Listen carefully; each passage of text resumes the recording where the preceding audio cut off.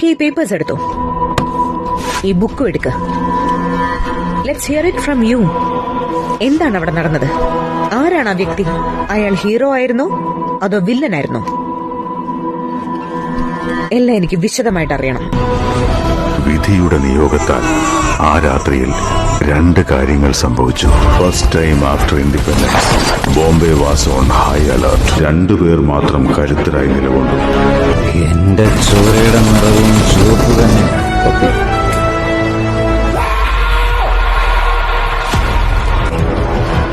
അന്ന് മുംബൈക്ക് മനസ്സിലായില്ല അവർ തട്ടിക്കളിക്കുന്നത് ഇരുമ്പിനെയാണെന്ന്. ഉലയിൽ ഊതി ഊതി അടിച്ചടിച്ചവരാ ഇരുമ്പിനെ കത്തിയാക്കി. खबर मुशीद